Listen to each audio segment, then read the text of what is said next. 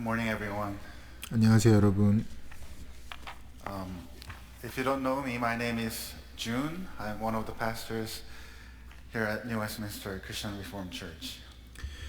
저는 우리 뉴 웨스트민스터 CRC 교회 목회자 중에 한 명인 김형준이라고 합니다. As most of you know, I hope, we're going through a sermon series in which we look at the four ministry priorities that we have as a church. So 대부분 아시는 것처럼 우리는 지금 우리 교회의 4가지 사역 우선순위를 다시 한번 살펴보는 설교 시리즈를 진행하고 있습니다. we've looked at God's call for us to be a hospitable community and a multicultural community. That was last Sunday. And today we consider God's call for us to be a discipling community.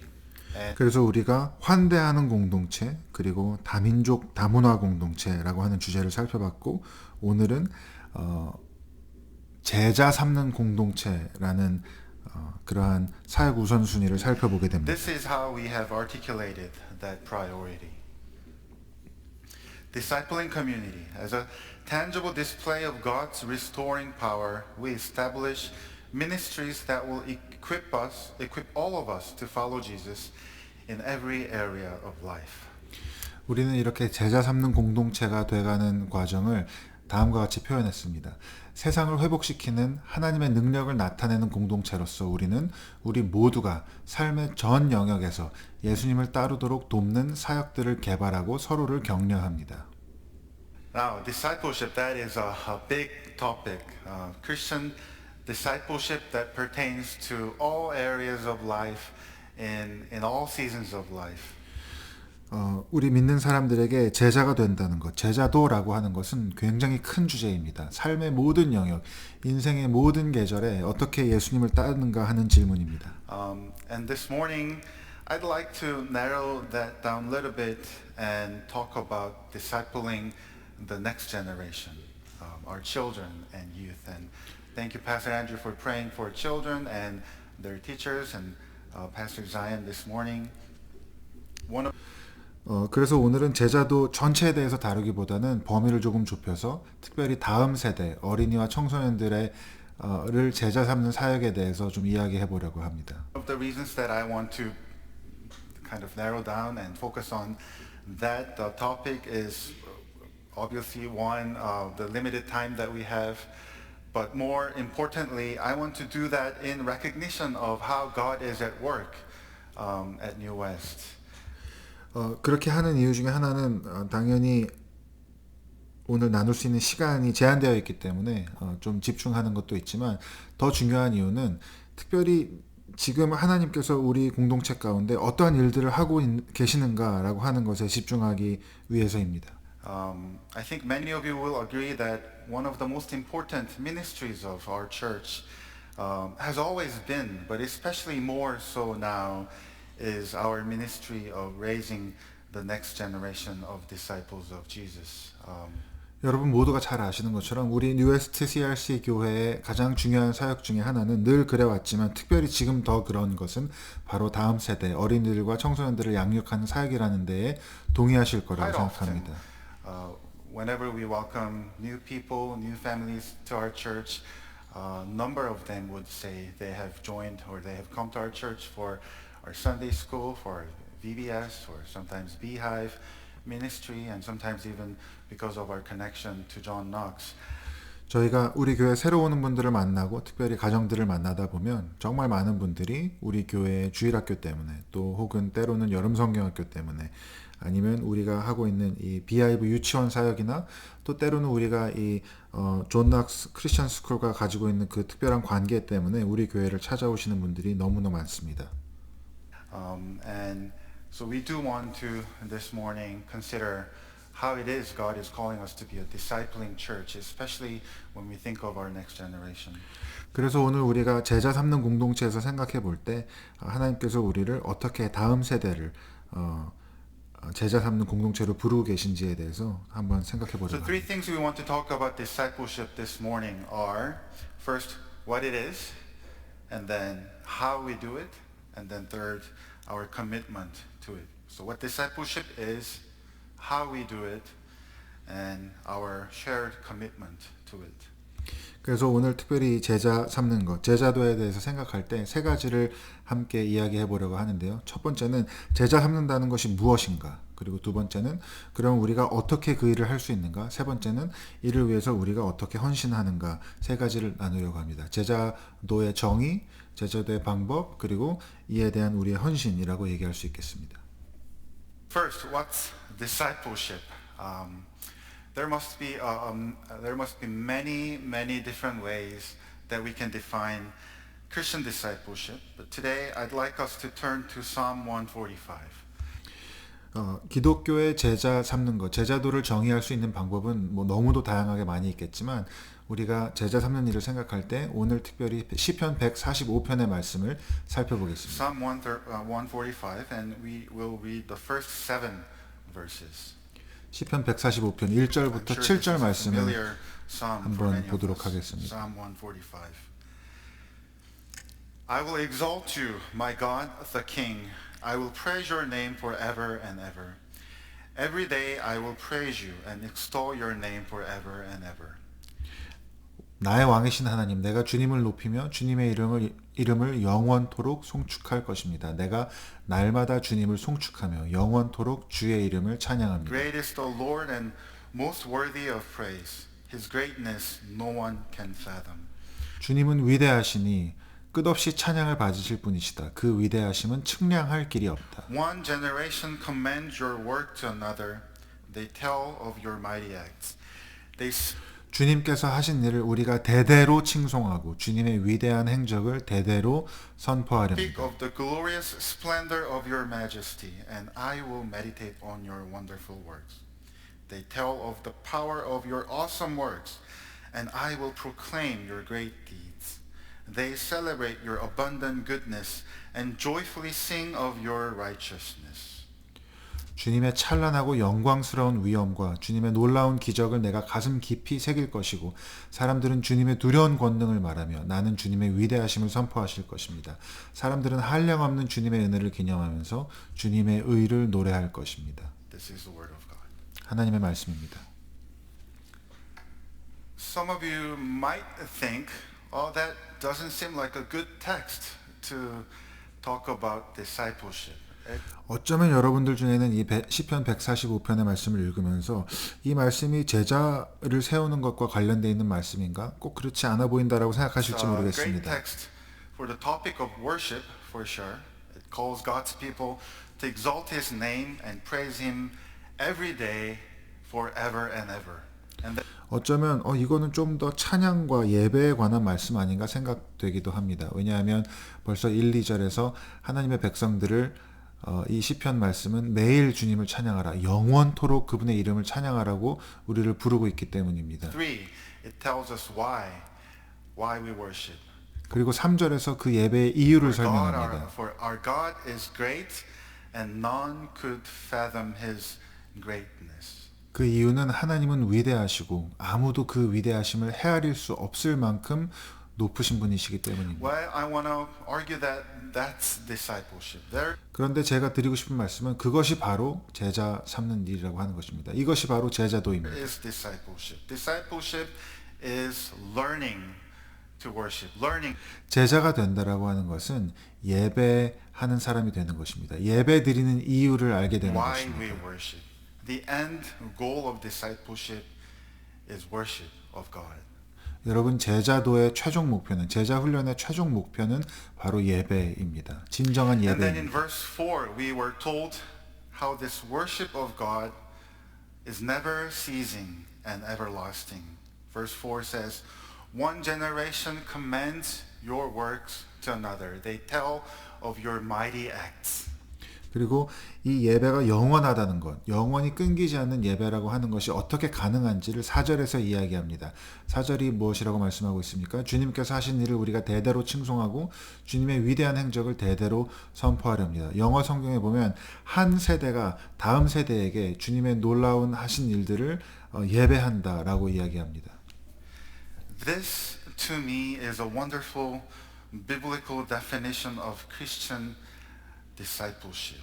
여러분 저에게는 이것이야말로 기독교 제자도에 대한 아주 훌륭한 정의입니다. This is exactly how the unending, never ceasing worship continues from one generation to another. This is the mechanism of everlasting worship, if we can. 이것이 바로 끊이지 않는 영원한 예배가 지속되는 방식입니다. 이것이 바로 영원한 예배라고 하는 그 개념의 메커니즘입니다. Never ending, everlasting worship is made possible by one generation declaring God's mighty acts and his awesomeness to the next. 영원한 예배가 이어지는 것은 한 세대가 다음 세대에게 하나님의 놀라운 하신 일들을 선포함으로써 끊임없이 이어지는 예배가 지속되는 것입니다. So it is the duty of every generation of Christians to see to it that the next generation hears about the mighty acts of God. 그래서 하나님의 백성들에게 있어서 기독교인들에 있어서 한 세대가 다음 세대에게 계속해서 예배할 수 있도록 하나님의 놀라운 역사에 대해서 말해주고 그들이 깨닫게 도와주는 것은 모든 하나님의 백성의 각각의 세대의 의무입니다. But think about it. God doesn't have to do that. 그러나 여러분 생각해 보십시오. 하나님이 꼭 그렇게 하실 필요는 God can 없습니다. come and meet with the new generation and work with them, show them his greatness, and he can do that with each new generation. 하나님께서 직접 모든 새로운 세대와 만나시고 그들과 함께 하시고 그들과 함께 일하시면서 하나님의 위대하심을 보여주실 수 있습니다. But instead, he invites the older generation to teach the new generation who God is and work with one generation to draw close to him the next and form them as the new generation of God's people. 그런데 하나님께서는 그렇게 하지 않으시고 굳이 그 전 세대를 일으키시고 사용하셔서 그들로 하여금 다음 세대에게 하나님이 누구신지를 알게 하고 하나님께서 하신 놀라운 일들을 나누게 하고 가르치게 하고 이야기하게 하셔서 다음 세대를 하나님께로 이끄시는 일에 그 전 세대를 사용하시는 것입니다. So it's an honor to be part of that discipling ministry of God. 그래서 그 전 세대는 이렇게 하나님께서 제자 삼는 일에 다음 세대를 제자 삼는 일에 사용되는 것이 그들의 영광인 것입니다. But the psalm also shows us that this is not a mere transmission of knowledge. 그러나 이 시편 145편은 제자 삼는다는 것이 단순히 지식의 전달이 아니라는 것을 보여줍니다. I think that's the beauty of this psalm. It not only talks about the telling of who God is and what God has done, but this transmission takes the form of worship and happens in the context of worship. 저는 이것이 바로 이 시편 145편의 아름다움이라고 생각하는데 이 시편은 하나님이 어떤 분이시고 어떤 일을 하셨는지에 대해서 얘기하고 그것을 다음 세대에 전하는 것뿐만 아니라 그 전승이 그 한 세대에서 다음 세대로 이어지는 제자 삼음이 예배의 형식을 취하고 있고 예배의 맥락에서 일어나고 있다는 것을 보여줍니다. Remember, it didn't say one generation will just teach who God is and what God has done to another. No, it literally says one generation will praise God's work to another. 그래서 이 시편은 한 세대가 다음 세대에게 하나님의 일을 들려줄 것이다 혹은 가르쳐 줄 것이다 라고 이야기하는 것이 아니라 이 원어 그대로를 살펴보면 한 세대가 다른 세대에게 하나님의 일을 찬양할 것이다 라고 이야기합니다. Again, worship is the end goal of discipleship, and this is why we believe our church that the best discipleship, the best faith formation practice for children and youth is to worship with them, and for them to worship with their parents and grandparents, uncles and aunties and other adults in a corporate worship setting. 그래서 다시 한번 말씀드리지만 예배가 바로 제자 훈련의 최종 목표이며 그렇기 때문에 우리가 어린이들과 청소년들을 제자 삼는 일에 있어서 가장 중요한 방법, 가장 최고의 방법은 바로 그들과 함께 예배하는 것입니다. 어린이들이, 청소년들이 함께 어른들과 부모님들과 또 할머니, 할아버지와 예배하면서 그들이 예배하는 하나님을 만나고 그 예배하는 모습을 보는 것이 최고의 신앙 형성의 과정이라고 우리는 생각합니다. The best way for children to learn and understand the greatness of God is for them to see their parents and their grandparents and other adults in the church, omas and opas, worshiping God on top of their lungs and praise His goodness and greatness. 우리의 아이들이 하나님의 위대하심을 이해할 수 있는 가장 좋은 방법은 그들의 부모님과 삼촌과 이모와 할머니와 할아버지들이 목 놓아 하나님을 예배하고 경배하고 그분의 선하심과 위대하심을 찬양하는 모습을 보여주는 것입니다. 그것을 함께하는 것입니다. If the end goal of discipleship is worship, worship that is properly grounded in the knowledge of who God is and what God has done, then there's no other way to disciple them than for parents to worship. 그래서 우리가 제자 훈련의 최종 목표가 예배하는 사람들을 세우는 것이라면, 예배자들을 세우는 것이라면, 즉 하나님이 어떤 분이신지 알고 그분이 무슨 일을 하셨는지를 잘 아는 그 지식에 올바르게 기초한 그 예배가 제자 훈련의 최종 목표라면, 부모가 예배하고 예배하는 삶을 사는 것 말고 더 나은 제자 훈련의 방법은 없습니다. Live a worshiping life.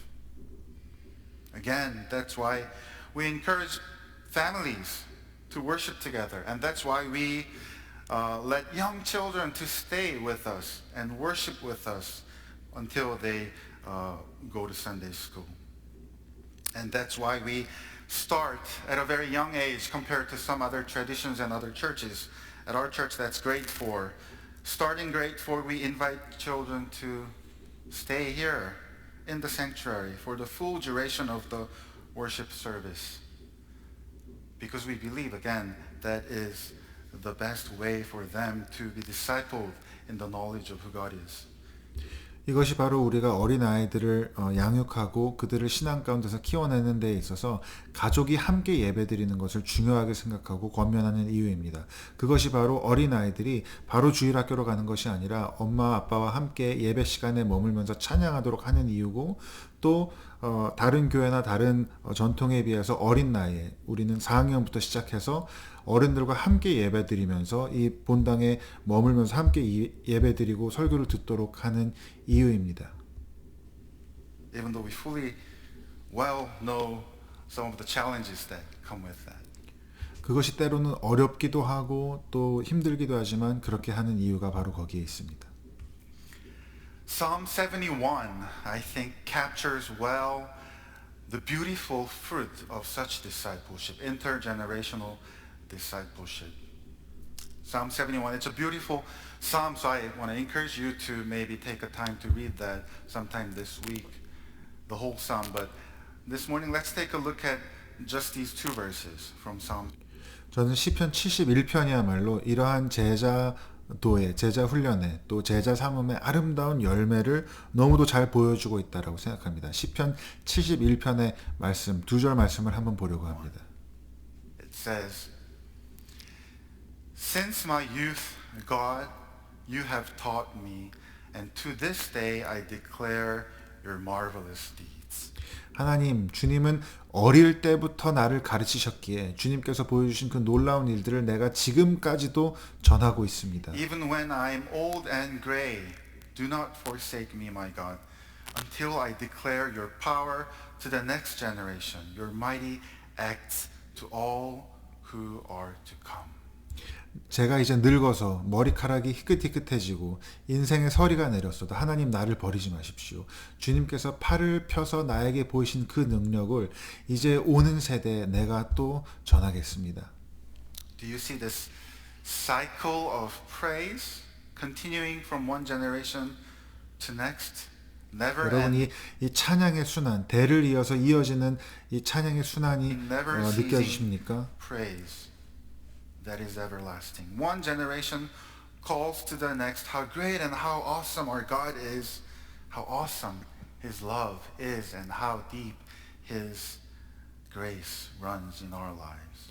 한 세대가 다음 세대를 향해 우리 하나님이 얼마나 위대하고 놀라운 분이신지, 그분의 사랑이 얼마나 깊은지, 그분의 은혜가 얼마나 이해할 수 없을 정도로 놀라운 일인지를 노래하고 찬양합니다.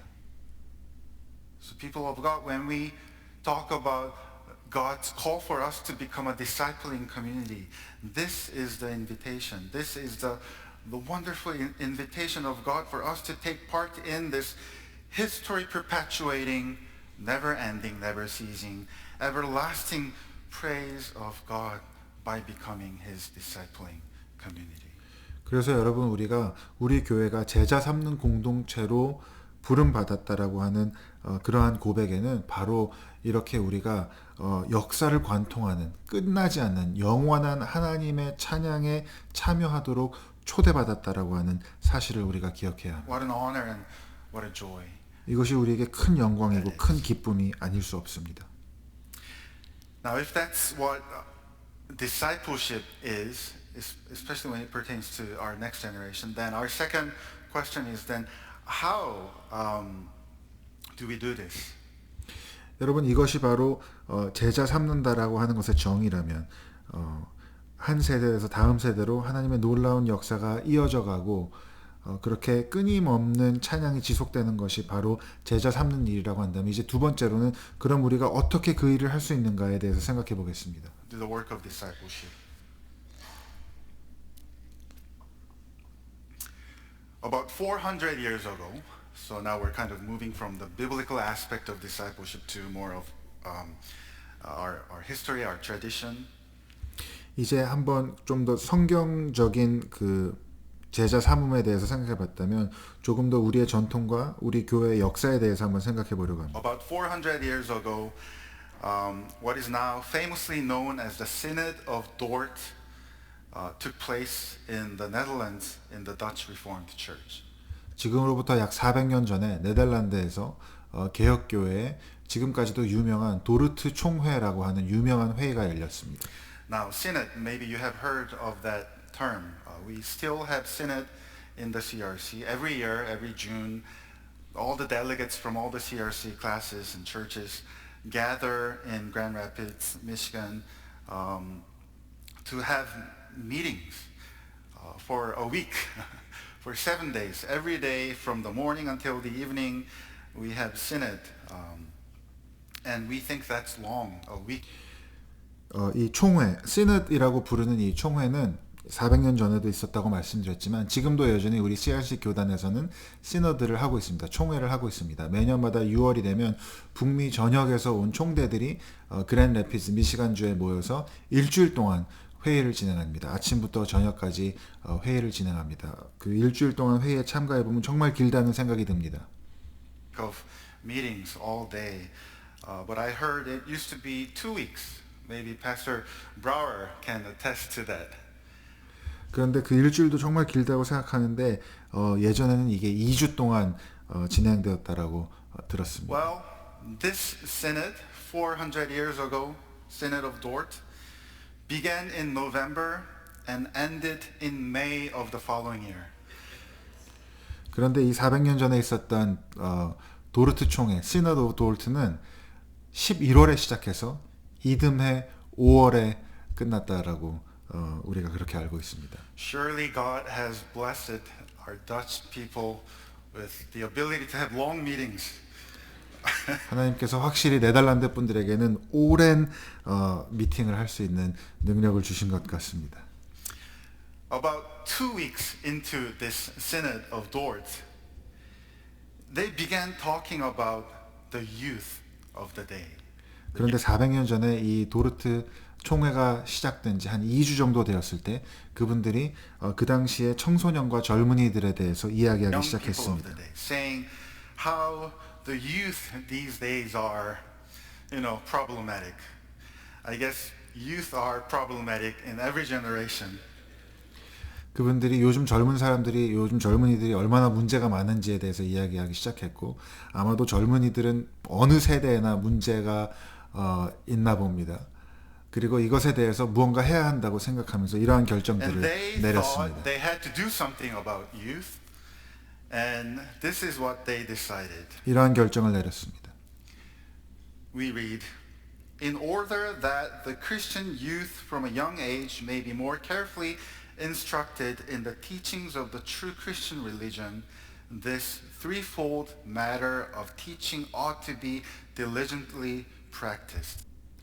아이들과 청소년들이 어릴 때부터 참된 신앙의 가르침을 더 주의 깊게 배우도록 하기 위해서는 세 가지를 실천해야 합니다. 세 가지를 잘 해야 합니다. In the house, by parents.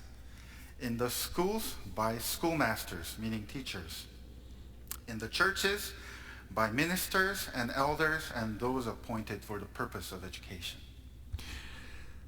어린이들과 청소년들이 신앙에서 잘 양육되고 자라나려면 가정에서는 부모가, 학교에서는 교사가, 그리고 교회에서는 목사와 장로와 선생님들이 이 아이들을 잘 가르쳐야 합니다. This is what has become to be known as the three-legged stool that Pastor Andrew talked about, three-legged stool of Christian education. 이 400년 전에 내렸던 이러한 결정이, 이러한 이해가 지금까지도 우리 CRC 전통에서, 개혁주의 전통에서 기독교 교육의 3대 요소라고 하는 가정에서의 교육, 교회에서의 교육, 그리고 학교에서의 교육이라고 하는 그 신앙교육과 제자 삼음의 프레임워크를 만드는 그러한 중요한 회의가 되었습니다.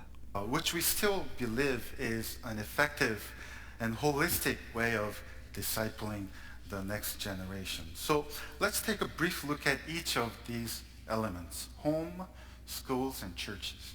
그래서 우리 교회 또 우리 CRC는 여전히 아이들을 양육하고 예수님의 제자로 세우는데 이 세 가지 요소가 너무도 중요하다고 여기고 있고 그 세 가지 요소를 간단하게 한번 살펴보도록 하겠습니다. First, at home, discipleship, faith formation happening at home. 먼저 집에서 부모의 역할에 대해서 이야기합니다. When we think of discipling ministry and the work of faith formation for our young people, foundational to all our ministry of discipleship for children and youth is the understanding that God's preferred way of forming faith in children is through the family, through parents. 우리 교회가 또 우리 교단이 어린들과 청소년을 위해서 제공하는 모든 사역과 제자 훈련과 또 신앙 형성 사역의 기초 믿음은 하나님께서는 우리 자녀들의 신앙을 형성하는데 가장 크게 사용하시고 기본적으로 사용하는 것이 바로 가족이고 부모라고 하는 이해입니다. There are many passages in the Bible we can turn to, but let's turn to Deuteronomy chapter 6.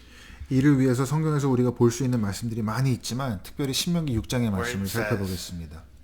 Love the Lord your God with all your heart and with all your soul and with all your strength.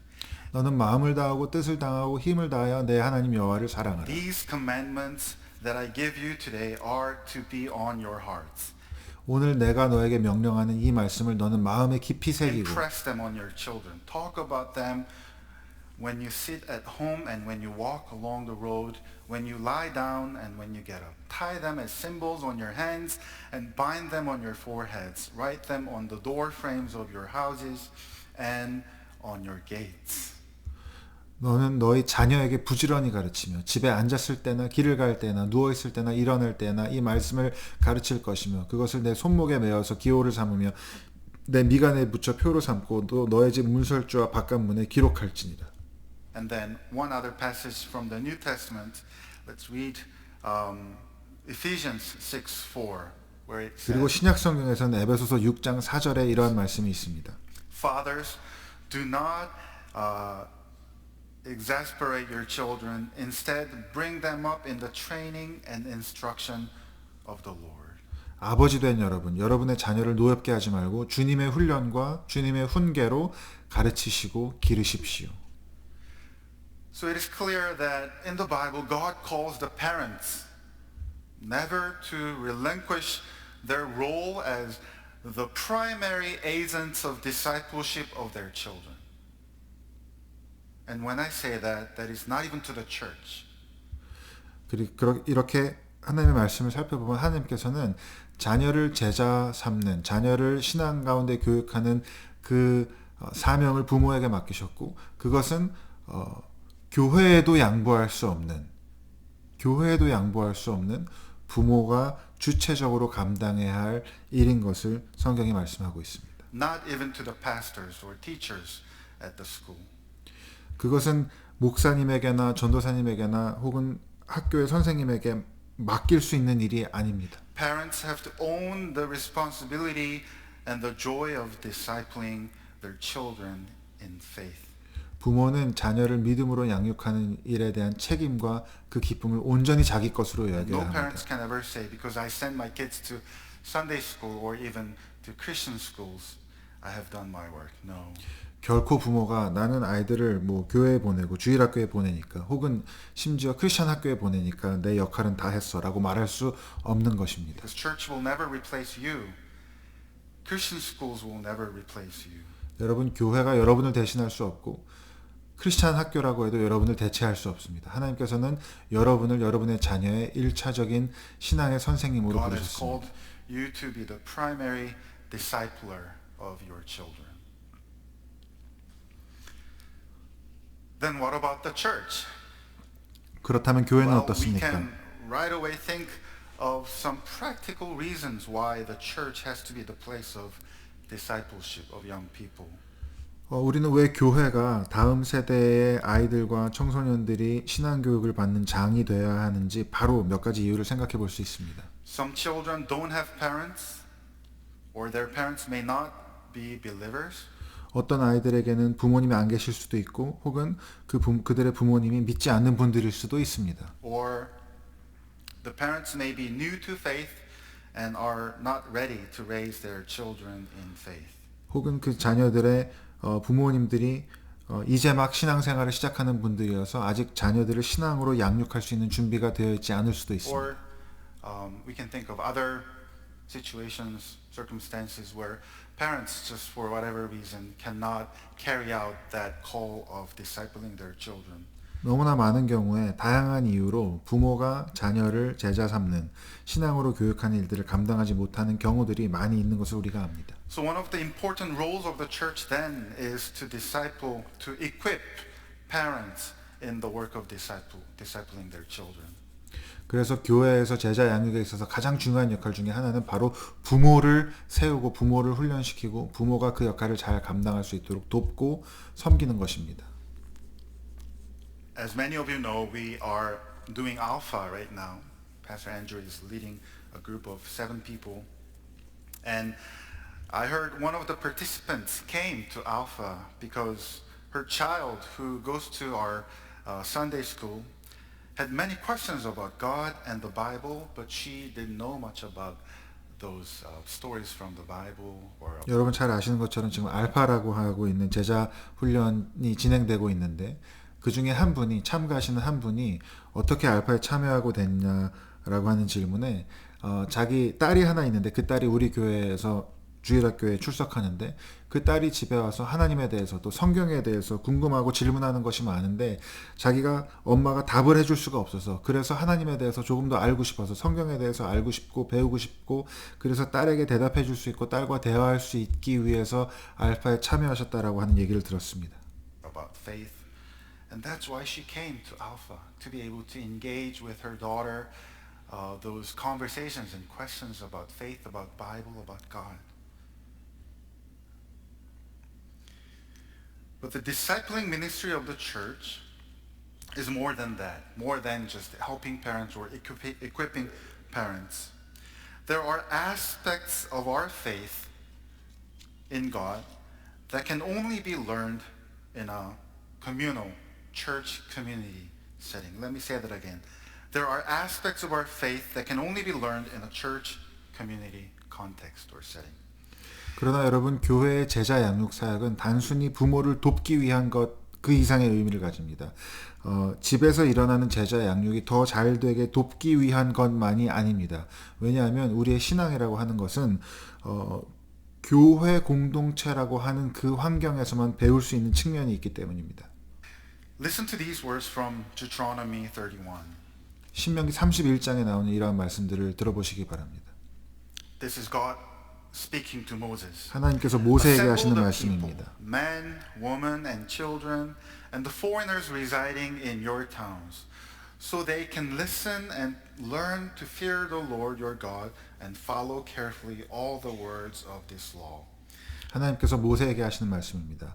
너는 이 백성의 남녀와 어린 아이들과 성 안에서 함께 사는 모든 외국 사람도 불러 모아서 그들이 율법을 듣고 배워서 하나님을 주 너의 하나님을 경외하며 율법의 모든 말씀을 지키도록 하라. Their children who do not know this law must hear it and learn to fear the Lord your God as long as you live in the land you are crossing the Jordan to possess. 이제 너희들이 요단강을 건너가서 차지하는 그 땅에 살게 될 때 이 율법을 알지 못하는 그들의 자손들도 듣고 배워서 하나님 여호와를 경외하게 하라. We can talk about a lot of things in this passage, but one thing we learn from these verses is that there are things that must be learned in a greater gathering of God's people, bigger than just your family. 이 구절에서 우리가 배울 수 있는 한 가지는 우리의 신앙에 있어서 가족을 넘어서는 더 큰 하나님의 백성의 그 공동체에서 우리가 배워야 할 것이 있다는 것입니다. The gathering that God is calling Moses to summon, this gathering, is a discipling gathering. This is where people, including children, will learn to fear the Lord their God. 지금 하나님께서 모세에게 소집하라고 말씀하시는 이 모임은 바로 제자 삼는 모임입니다. 신앙 교육의 모임입니다. 그곳에서 아이들은 그들의 하나님 여호와를 경외하는 법을 배우게 될 것입니다. At our church, we have a document called New Westminster CRC Faith Formation Table. I know you. 우리 교회에서는 New West CRC Faith Formation Table 신앙 교육 표라고 하는 이러한 서류가 있습니다. Can't really see that. That's okay. This document was put together in 2019 as we were re-envisioning faith formation ministry at our church, and at the time when we were creating this new position of pastor of faith formation. 지금 글씨가 작아서 다 잘 안 보실 수도 있겠지만 이러한 문서를 작성하게 된 것은 그 당시에 우리가 우리의 신앙 교육을 좀 더 체계화하고 하나로 모으면서 특별히 faith formation 신앙 형성을 담당하는 전도사님을 세우면서 우리가 만들었던 그러한 서류입니다. Which was later taken up by Pastor Zion. I'm not intending to go through this document, but wanted to let you know and invite you to take a look and understand how God has called our church to do the work of discipleship of the next generation. 제가 이 문서의 내용을 지금 다 자세하게 설명하려고 하는 것은 아니지만 여러분께서 관심이 있으시다면 한번 이것을 보시고 하나님께서 우리 교회를 어떻게 자녀들을 또 어린이들을 그들 안에 신앙이 형성되고 하나님의 제자로 키워져 나가는데 어떻게 우리를 부르고 계신지 사용하고 계신지를 이걸 보면서 한번 이해해 보시기를 권하고 싶습니다. In the form of faith formation. I have placed actually some copies of this document in the foyer. I think it was 4 pages document outlining for each age groups what it is that God is calling us to do in 4 different areas of faith formation. If you're interested, please take one, especially if you are parents. I know maybe about a year ago, year and a half ago, we have distributed this to all the parents. But again, if you are new or if you want to revisit or if you are interested in how it is that we are doing the work of discipleship at New West, please take one and take a look. 그래서 이 문서를 보면 각각 그 나이대에 따라서 어떻게 네 가지 영역에서 신앙교육이 이루어지는지를 잘 설명하고 있습니다. 그래서 이것을 보시고 특별히 부모님들은 이것을 보시고 참고하시기를 바랍니다. So God invites us as parents and as family to do the work of discipleship, as a church, as a covenant family of God, to do the work of discipleship. And then one thing that's unique perhaps to our tradition and our history is the role of Christian schools. 이렇게 하나님께서 우리에게 부모님을 사용하셔서 가정에서 신앙교육이 일어나게 하시고 교회 안에서 신앙교육이 일어나게 하시는데 특별히 우리 교회나 우리 교단에서 좀 특별하게 생각하는 것은 바로 크리스찬 학교입니다. Christian education or discipleship. As I mentioned, since 400 years ago, since the Synod of Dort, establishing and maintaining Christian schools has been an important part of our church tradition. 제가 아까 말씀드린 것처럼 벌써 400년 전에 그 도르트 총회 이후부터 기독교 학교를 설립하고 유지하고 기독교 학교에서 우리 자녀들을 가르치는 것은 우리 개혁교회 전통의 중요한 일부가 되었습니다. 지금까지도 우리 교단의 교회 법에는 이러한 것들이 잘 반영되어 있습니다. And even now, even today, this is well reflected in the church order of our denomination. So let me just briefly share that with you. Our church order, Article 71 says, "The council of each congregation shall diligently encourage the members of the congregation to establish and maintain good Christian schools in which the biblical reformed vision of Christ's lordship over all creation is clearly taught."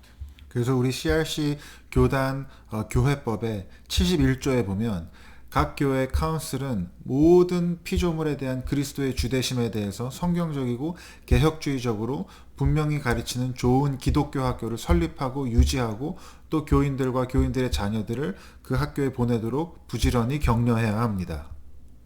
The council shall also urge parents to have their children educated in harmony with this vision according to the demands of the covenant.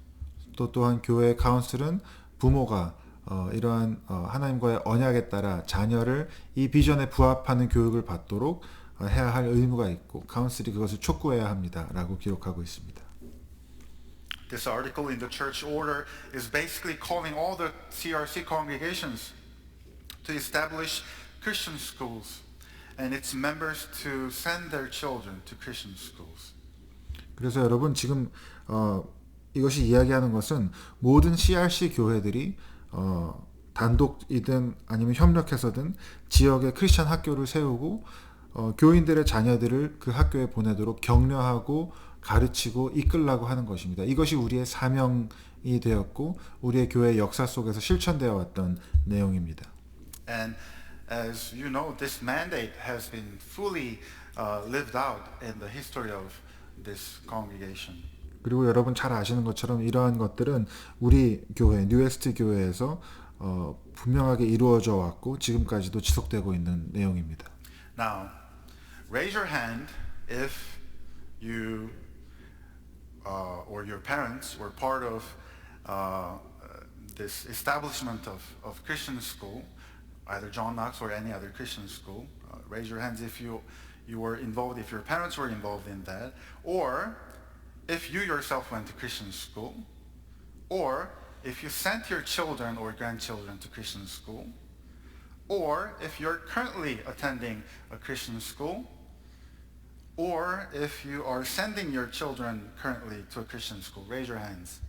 여러분 한번 손 들어 보십시오. 여러분이나 여러분의 부모님이 기독교 학교 설립에 관여하셨던 분들, 혹은 여러분 자신이 기독교 학교에 다닌 분들, 자녀를 혹은 손주를 기독교 학교에 보낸 분들, 혹은 지금 기독교 학교에 다니고 있는 분들, 혹은 지금 자녀를 기독교 학교에 보내고 있는 분들 한번 손 들어 보시기 바랍니다. Look around. Now, I'm not trying to single out anyone. If you are not brought up in a Christian school setting, if your children goes to public school, as I will mention in a minute, we're not in any way, making you feel uncomfortable or anything of that sort, but we're just recognizing the unique gift of God. We really believe, which is a gift of God, that God has formed our tradition, our denomination, and our churches to, when we think of Christian discipleship of next generation, faith formation in children and youth, we really believe that it is the work of the school, Christian schools, the congregation, the church, and the family. 지금 대부분의 분들이 다 손을 드셨는데 물론 제가 지금 이런 얘기를 하는 것은 그 중에 이제 아이들을 크리스천 스쿨에 보내지 않으시거나 크리스천 스쿨에 가지 않으셨던 분들을 어떤 이유에서든지 뭐 기분 나쁘거나 아니면 이렇게 좀 무시된다거나 하는 그런 감정이 들게 하려고 하는 것은 당연히 절대 아닙니다. 조금 있다가 그것에 대한 말씀을 더 드릴 것입니다. 하지만 제가 손을 들어보라고 말씀드린 이유는 우리가 함께 보고 하나님께서 어떻게 우리 가운데 일하시고 계신지를 확인하려고 하는 것입니다. 하나님께서는 특별히 우리 교회와 우리 교단과 우리 전통 가운데 특별히 아주 이 독특한 선물로 주신 것이 바로 우리의 자녀들을 다음 세대를 신앙 가운데 양육하는 데에 있어서 분명하게 가정에서의 역할, 교회에서의 역할, 그리고 크리스찬 에듀케이션, 기독교 교육, 기독교 학교의 역할을 우리 가운데 분명하게 알려주셨고 선물로 주셨다라고 하는 것을 인정하는 것입니다. So this third leg of the stool is really important for our community, and I'm grateful for that. 그래서 이 세 번째 요소, 바로 기독교 교육이라고 하는 크리스찬 스쿨이라고 하는 이 세 번째 요소는 우리 공동체에게는 우리 전통에서는 매우 중요하며 우리는 그것을 너무도 감사하게 생각합니다. As I said, I never went to a Christian school, and actually I have never thought about sending my children to Christian school before I came to New West. But now my wife and I consider it one of the greatest blessings that we're experiencing at New West, to be able to send our kids to John Knox and to have them raised in this larger community of homes and school and church, where children can put Jesus at the center of every aspect of their life. 저는 개인적으로 제가 기독교 학교를 나오지도 않았고 기독교 학교에 다닌 적도 없고 또 제가 우리 교회에 오기 전에는 한 번도 제 아이들을 기독교 학교에 보내야겠다라고 생각해 본 적도 상상해 본 적도 사실 없었습니다. 그런데 지금은 저와 제 아내는 우리가 뉴웨스트 교회에 와서 가장 감사한 것 중에 하나가 우리 아이들을 기독교 학교에 우리 존 낙스 학교에 보낼 수 있게 된 것이 가장 감사한 이유 중에 하나입니다. 왜냐하면 그것을 통해서 우리 자녀들이 가정에서뿐만 아니라 교회에서 또 학교에서 자기들의 삶의 모든 영역에서 예수님을 그 중심에 두고 교육받을 수 있는 그것을 우리가 너무 귀하다는 것을 배우고 있기 때문입니다. At home, at school, and at church, and learn to live the kind of life and go through the education that where Christ is really at the center. 그리고 정말 예수님이 중심에 계신 그 교육을 삶의 모든 영역 가운데서 경험하고 있는 것입니다. Not only what of the world, but how, and not only how, but who. The who question that gets addressed in that setting of Christian education that we actually are not allowing in our public school system to talk about that who question. Who created all things and who holds all things together. 그래서 아이들이 학교에서 교육을 받을 때 우리 공립학교에서는 배울 수 없는 그냥 이렇다라고 하는 내용만 배우는 것이 아니라 누가 그렇게 하셨다라고 하는 그 놀라운 진리를 마음껏 배울 수 있는 그 시스템 안에서 아이들이 교육받는 것을 너무 감사하게 생각하고 있고 우리가 세상이 이렇다 저렇다 하는 것만 배우는 것이 아니라 누가 그 세상을 창조하셨고 누가 그 세상을 오늘도 붙들고 계시는지를 마음껏 이야기할 수 있고 배울 수 있는 그러한 교육 과정 가운데 아이들이 있는 것을 큰 축복으로 여기고 있습니다. But as I mentioned before we move on to the last point, I do want to share with you what Christian schools are not. 그런데 이제 세 번째 요점으로 넘어가기 전에 좀 짚고 넘어가고 싶은 것이 있는데 그것은 우리가 기독교 학교에 대해서 생각할 때 잘못 생각하고 있는 부분들에 대한 And I 것입니다. share these because sometimes I hear these kinds of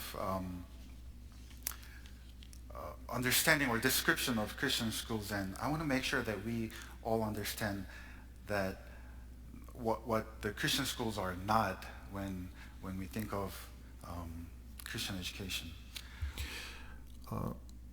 제가 이 말씀을 드리는 이유는 우리의 대화 속에서 또 제가 이렇게 보다 보면 기독교 학교에 대해서 이것이 기독교 학교다라고 잘못 이해하고 있는 부분들, 오해하고 있는 부분들이 있기 때문에 그것을 좀 한번 이야기해 보고 싶고 기독교 교육에 대해서 바른 이해를 가져보고 싶습니다.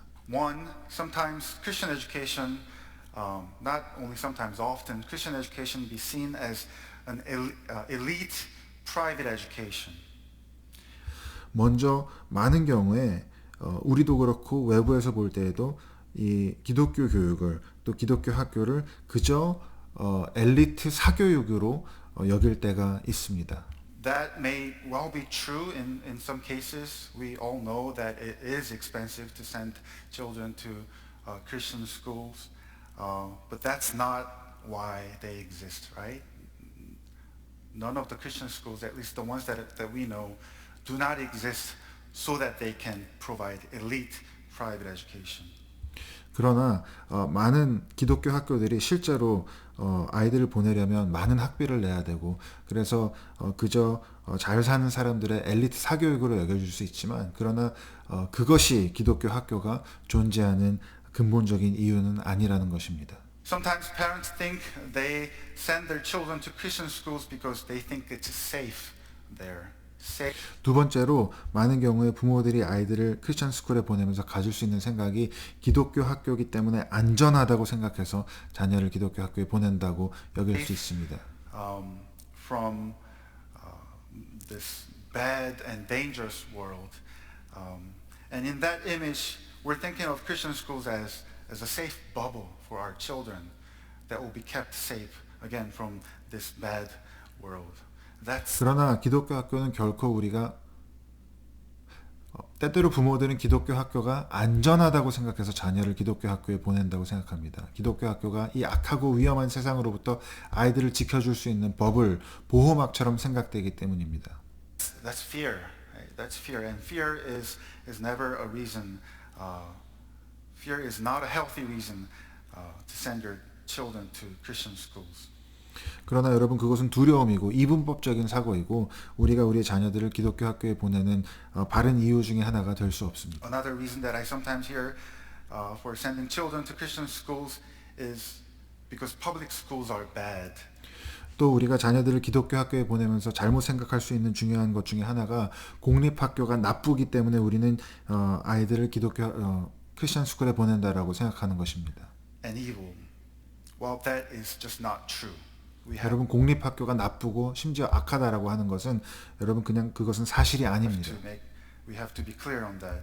We value Christian education for what it is, not because we are anti-public schools. 여러분 우리가 크리스천 교육이 중요하다고 이야기하는 것은 그것이 가지고 있는 그 장점과 그 크리스천 교육이 제공할 수 있는 그런 장점 때문이지 우리가 공립학교에 반대하고 앤티 공립학교가 여서가 아닙니다. We have at our church children who go to public schools, and we pray for them. We want them to flourish there under the lordship of God. 우리 교회에도 공립학교에 다니는 아이들이 있고 우리는 그 아이들이 그곳에서 놀랍게 풍성한 학교 생활을 하기를 원합니다. 그곳에서 잘 성장하기를 바랍니다. 그곳에서 여전히 하나님의 주되심 가운데 자라나기를 기도합니다. We have had teachers who taught at public schools, and we fully, joyfully affirmed their work. 그리고 우리 교회는 공립학교에서 가르치시는 분들이 있고 우리는 그분들이 그곳에서 일하는 것과 또 그것에서 하는 일들에 대해서 전적으로 기쁘게 그분들의 일을 우리가 affirm합니다. 긍정합니다. Same time, we are recognizing some of the challenges of public education in Canada, especially as Christians, but we need to be careful about how we speak about public schools. 물론 우리가 기독교인들로서 이 캐나다에서 특별히 공적 사회에서 점점 더 문제로 여기고 문제의식을 갖게 되고 특별히 캐나다의 공교육 가운데서 우리가 반드시 유념해야 될 그러한 일들이 있는 것은 사실이지만 그러나 우리가 크리스천 스쿨 아이들을 크리스천 스쿨에 보낼 때 우리가 어떻게 공립학교에 대해서 이야기하고 또 생각하는지에 대해서는 매우 신중해야 할 것입니다. So as a church, we're committed to this threefold discipleship of the next generation, that the discipleship taking place at home, church, and school. 이렇게 우리 교회는 가정과 교회와 학교에서 이루어지는 다음 세대를 위한 제자 양육에 전념하고 있습니다. And the last point that I want to make is to remind us of the commitment that we have for discipleship of young children and youth. 그리고 세 번째로 제가 마지막으로 말씀드리고 싶은 것은 바로 이 일을 위해 우리 모두가 헌신했다는 And 사실입니다. when I say commitment, I use that word because we have all made the promise. 그리고 제가 헌신이라고 말씀드리는 이유는 우리 모두가 여기 계신 여러분 모두가 그 일에 함께 하겠다고 약속하셨기 때문입니다. Doing that work together. Whether you have children or not, whatever season of life you're in, we have all made that promise together. And 여러분이 자녀가 있으시거나 없으시거나 결혼을 하셨거나 안 하셨거나 지금 여러분이 인생의 어떠한 시즌 가운데 계시거나 젊으시거나 나이가 많으시거나 우리 모두가 이 제자 다음 세대를 위한 제자 양육에 헌신하겠다고 약속한 바가 있습니다. what's the promise that I'm referring to? 제가 지금 어떤 약속에 대해서 얘기하고 있는지 여러분 떠오르십니까? Remember these words we hear whenever we baptize a baby or a child? 여러분 우리가 아기를 또 어린이를 에게 세례를 줄 때마다 여러분에게 이러한 질문을 던집니다. Dear congregation, do you promise to receive this child, this baby, in love, praying for them, help instructing them in the faith, and encourage and sustain them in the fellowship of believers? Congregation, what is your answer?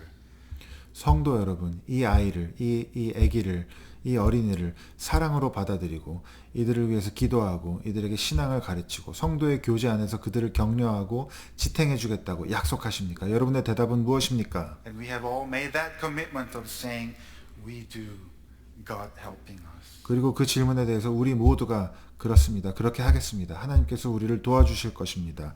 라고 고백했습니다. We made that commitment not only before the child or the family, but before God. 여러분 우리가 그 아기에게만 또 혹은 그 가정에게만 그것을 약속한 것이 아니라 하나님 앞에서 하나님께 약속한 그 약속입니다. So in a way, our discipleship ministry, the call for us to be a discipling community is really just being faithful to that promise that we have communally. 그래서 여러분 우리가 하는 모든 신앙 교육과 제자 양육과 아이들을 신앙으로 교육하는 그 모든 일들은 사실 우리가 한 그 약속에 우리가 그 약속을 충실하게 이행하는 것입니다. Made. This commitment that we are in this together. And I look forward to making that commitment once again in just a few weeks when we will baptize Max and Millie. We are a covenant community. 우리는 이 일을 함께 하도록 부름받았습니다. 이제 몇 주 후에면 이제 태어난 지 얼마 안 된 맥스와 밀리를 쌍둥이 남매를 우리가 언약의 공동체로 맞이하면서 다시 한번 그 약속을 할 것을 기대합니다. These babies are born into which God is inviting and drawing close families and children. I'm sure you have heard of the phrase that it takes a village to raise a child. 여러분 아마 다들 한 아이를 키우려면 온 마을이 필요하다라는 그러한 표현을 들어보셨을 겁니다. It takes a church to disciple a child. 여러분 한 아이가 제자가 되려면 온 교회가 And 필요합니다. we're in that together. 그리고 우리가 그 일을 함께 하고 있습니다. I'd like to finish this sermon with by sharing my personal story. 여러분 제가 좀 제 개인적인 이야기를 나누면서 Story. 이 설교를 마무리하려고 합니다. 저의 이야기이기도 하고 저의 아버지의 이야기이기도 합니다. My family story, let's put it that way. This was when I was maybe about 18 years old, 19. I think we were having lunch together with my dad, myself, and a few other guests. And someone asked my father this question. 제가 아마 한 18살, 19살 때였을 것 같은데 그때 저랑 저희 아버지가 같이 한쪽에 앉아 있었고 다른 손님 두 분이 맞은편에 앉아 있었습니다. 그렇게 기억합니다. 그런데 이 한 분이 저희 아버지에게 이러한 질문을 하셨습니다.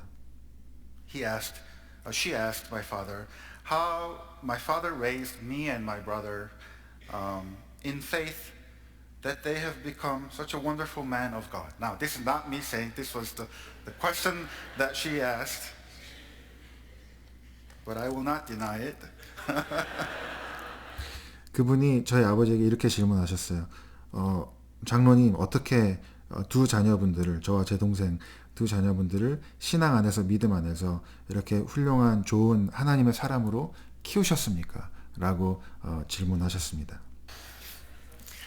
And she was very serious about it. Like she was really seriously asking the question. 그리고 그분이 그 질문을 굉장히 진지하게 하셨습니다. 정말 진심으로 그 이야기를 듣고 싶어서 그렇게 질문하시는 것을 저희가 느낄 수 있었습니다. How did you raise your children in faith so that they have grown up to be people who love God and who want to serve God and who want to live for God? 어떻게 자녀들을 교육하시고 양육하셔서 그 자녀들이 그렇게 신앙 가운데서 잘 자라고 하나님을 사랑하고 하나님을 섬기기 원하고 하나님을 위해서 살아가기 원하는 자녀들로 키우셨습니까? 라고 질문하신 것이죠. I mean, I rarely had that kind of conversation with my dad. So what my dad said at that moment, I heard for the first time. 물론 제가 저희 아버지랑 그런 식의 이러한 내용의 대화를 해본 적은 없었습니다. 그래서 그날 그 질문에 대해서 저희 아버지가 하신 그 대답을 사실 저는 그날 처음 들은 대답이었습니다. 처음 들은 내용이었습니다. My dad said something like, I don't remember exactly what he said. He said something like, 저희 아버지가 이렇게 말씀하셨습니다. 제가 정확히 다 기억하진 않지만 이런 말씀을 하셨습니다. I was never confident as a dad.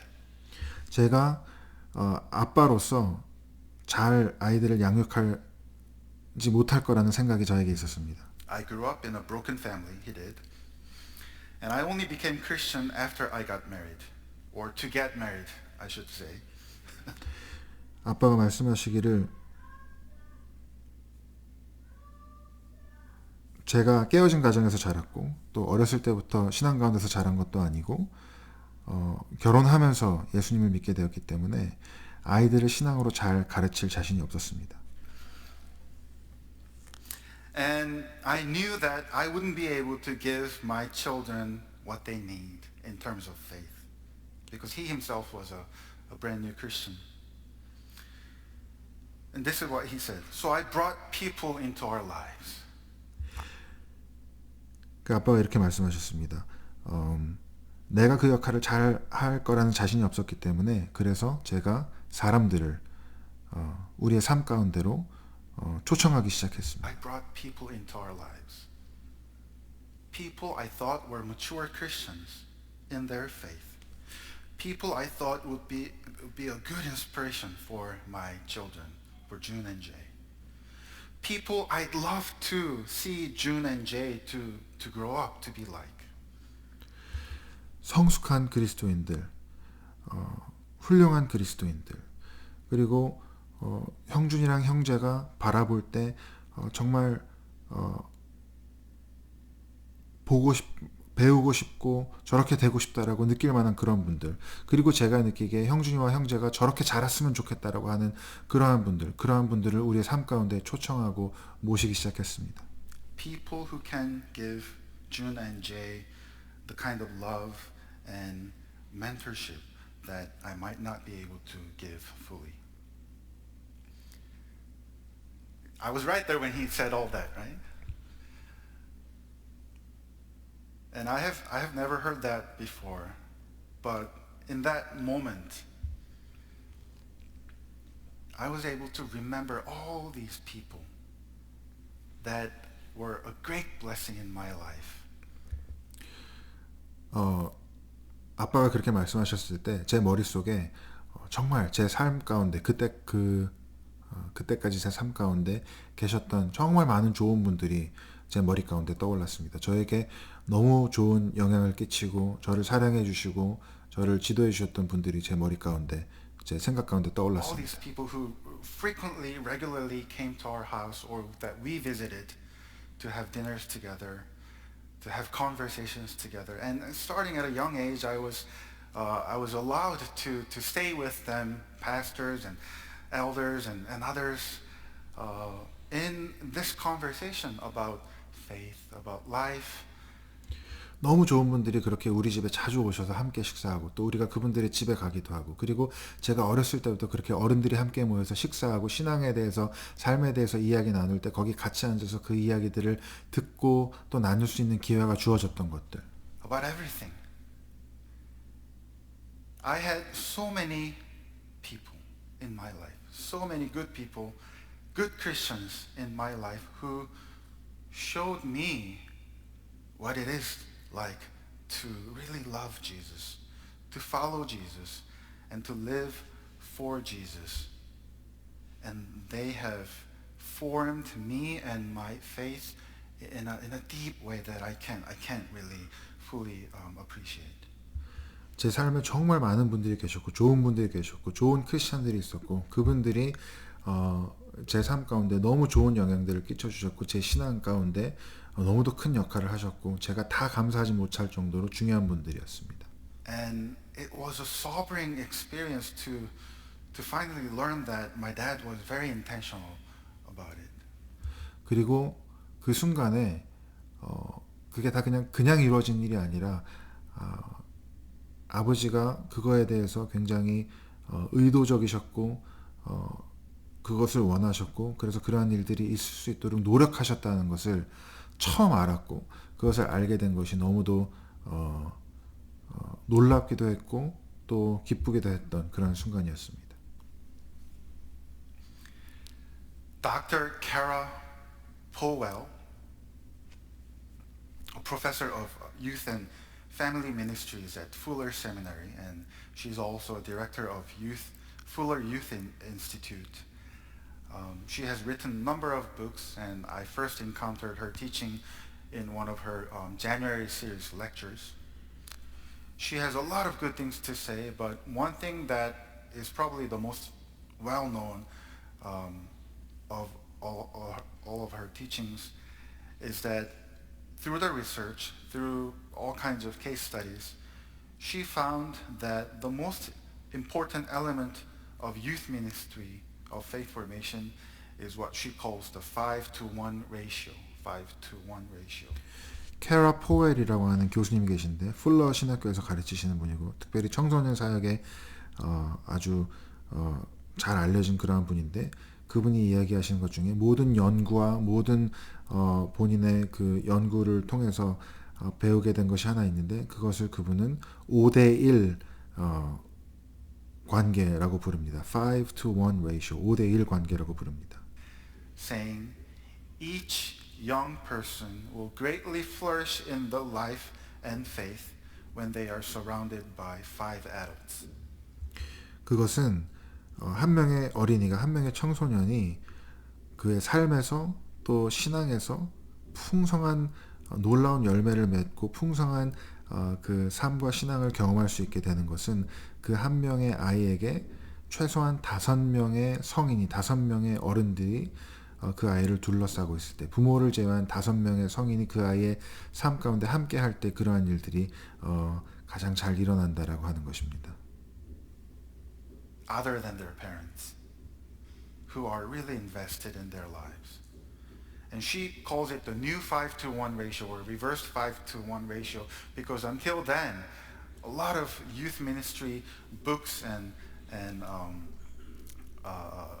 theories have said, well, we have at least have one teacher for 5 youth, not more than that, right?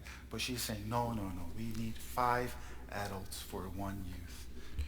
그분이 이것을 새로운 5대1 관계 혹은 반대로 된 5대1 관계라고 부르는 이유는 그때까지는 우리가 청소년 사역을 얘기할 때 최소한 5명 청소년 5명에 한 명의 선생님은 있어야 된다. 한 명의 그 교사는 있어야 된다라고 얘기해 왔는데 이분이 얘기하는 것은 전혀 그렇지 않고 한 명의 청소년을 위해서 5명의 어른들, 5명의 교사들이 그 아이의 삶 가운데 스승들이 있어야 한다라고 하는 깨달음인 것입니다. Five adults that know the story, know their story, understand their hearts, act as their cheerleaders, and also can be their confidants. Her research suggested that having adults, 5 adults, investing in the youth, those youth and children are much more likely to keep their faith and continue to grow in their faith into the adulthood. Now, I know that's not a guarantee, and I also know that, and I in no way I want you to feel that you have not done what you need to do in that regard. I'm just inviting us to think about now our community, our children, our youth. I definitely had more than 5 adults who did that for me in my life. 그렇게 한 청소년의 삶 가운데 5명의 성인이 그 아이를 정말 사랑하고 또 잘 알고 대화하고 또 격려하고 응원해주고 하는 것이 그 아이의 삶과 그 아이의 신앙 형성에 얼마나 중요한지를 이야기하고 있는 것입니다. 물론 이것은 여러분에게 있어서 뭐 그렇게 하지 못한 분들에게 죄책감을 느끼거나 그렇게 하려고 하는 말은 당연히 아닙니다. 이것을 함께 생각해 보면서 우리 공동체는 어때야 하는지를 생각해 보고 있는 것입니다. And I consider them a great gift from God and also from my dad. 제 삶 가운데는 분명히 그 5명 이상의 그러한 분들이 제 삶 가운데 계셨고 이분이 말하는 것처럼 그분들이 제 삶을 이끄는데 너무나 중요한 역할을 하셨고 그것에 대해서 저는 너무 감사하게 생각하고 있습니다. And so, as we close this conversation, I want to encourage parents to, like my dad did, actively look for those 5 adults that will graciously and joyfully be in the life of your children. 그래서 여러분 설교 마무리하면서 특별히 부모님들에게 드리고 싶은 이야기는 적극적으로 의도적으로 여러분 자녀들의 삶에 그러한 좋은 분들을 초대하고 그분들이 함께 해주시기를 부탁하라는 것입니다. And I want to encourage our congregation to be open for that possibility and also actively searching and looking for opportunities. 그리고 또 우리 교회 성도분들에게 부탁드리고 싶은 것은 그러한 요청을 받았을 때 응해 주시고 또 계속해서 우리 교회 어린아이들과 청소년들을 보면서 여러분의 삶 가운데 그들을 초청하고 그들을 섬기고 그들을 이끌어주는 그런 역할들을 감당해 달라고 부탁을 드립니다. As you can imagine, this is a very organic work. This will take time. This cannot be done as a church program. Let's be willing. As we have made that promise of baptism, that we will love and guide and care for our next generation. 여러분 이 이야기를 들으면서 그렇게 생각되실 텐데 이것은 그냥 어떤 교회 프로그램으로 가능한 것이 아닙니다. 이것은 너무도 유기적으로 자연스럽게 우리의 삶을 통해서 우리의 삶의 방식을 통해서 오랜 세월에 걸쳐서 일어나야 하는 일입니다. 여러분 함께 우리가 그 각 아이의 세례 때마다 함께 약속했던 내용들을 기억하고 잊지 않고 그 약속을 지키려는 노력을 함께 하기를 바랍니다. Congregation, would you be willing? Would you have in your life at least one young person who is not your child that you are loving and caring and discipling? 여러분의 삶 가운데 여러분의 자녀가 아닌 다른 어떤 한 아이, 청소년, 젊은이를 여러분 삶 가운데 품으시고 그 아이를 위해서 그 청년을 위해서 청소년을 위해서 기도하고 사랑하고 섬기고 또 제자 삼는 일들을 감당해 주시기를 부탁드립니다. Spending time together, saying hi on Sunday, being available for coffee. Starting small, but it will bear much fruit. I pray that God will open up your imagination, provide opportunities, and instill in you a great desire for discipleship as we continue to respond to God's call for us to be discipling community. 하나님께서 여러분들에게 상상력을 주시고 그 일들을 할 수 있는 그런 마음을 주셔서 정말 이 놀라운 제자 삼는 일들이 여러분 삶 가운데서 이어질 수 있기를 간절히 Pray that 기도합니다. God will help us to continue to faithfully answer that call in discipling and in the work of faith formation in our youth and children. Amen. 이렇게 하나님께서 우리를 제자 삼는 공동체로 부르셨는데 우리 한 사람 한 사람을 통해서 정말 그 비전이 이루어지고 우리가 한 세대에서 다음 세대로 신앙을 전수하면서 놀라운 하나님의 찬양이 끊이지 않는 그러한 공동체가 되기를 진심으로 기도합니다.